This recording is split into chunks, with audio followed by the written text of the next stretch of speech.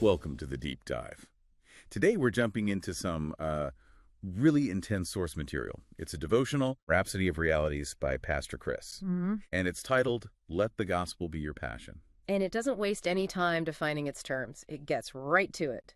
The gospel, it says, is the power of God to save, heal, deliver, and transform lives. So not just a message, but a force. Exactly, an active, potent force. And it pulls from Romans, saying it's for everyone that believeth. Which really sets the stage for the core mandate, right? Yeah.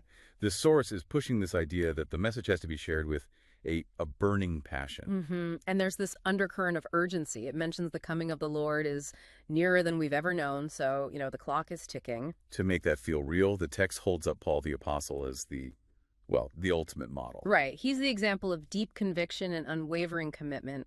For Paul, preaching wasn't just a part of his life. The source says it was life itself. I mean, he was willing to die for it. And the devotional really zeroes in on his words in Acts chapter 20 to show this. He says he's bound in the Spirit unto Jerusalem. Even though he knows what's waiting for him, he says, bonds and afflictions abide me.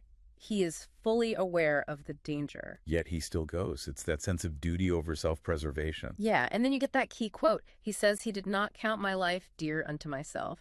His own safety was, it was irrelevant. As long as he could finish his course. Finish his course and testify the gospel of the grace of God.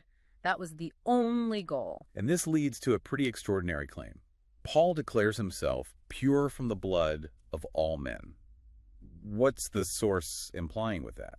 I think the implication is about accountability. Within this framework, being pure means you've done your job. You've delivered the message. So you're not responsible for those who never heard it. Exactly. He says he had not shunned to declare all the counsel of God. So the text is suggesting that if you hold back, if you stay silent out of fear or comfort, you actually become culpable. That's a heavy idea.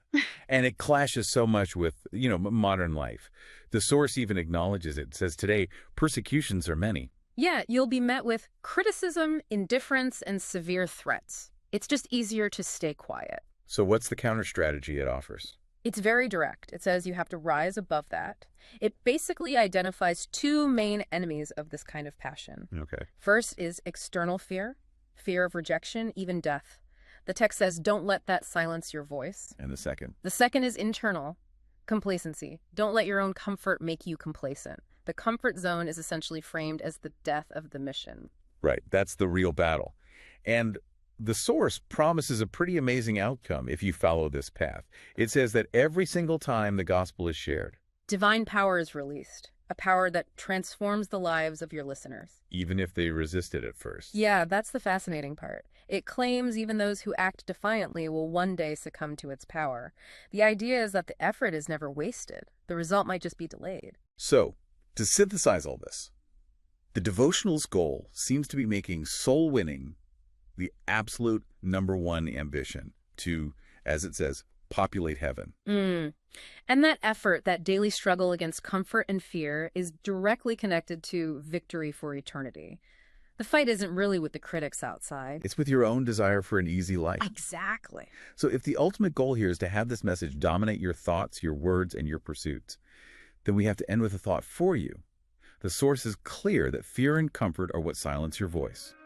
So what single action might you be avoiding, not because of some huge external threat, but just for your own internal ease? That signals you're choosing complacency over passion. That's something to consider. Well, thank you for unpacking all that with us today. Always a pleasure. Until next time.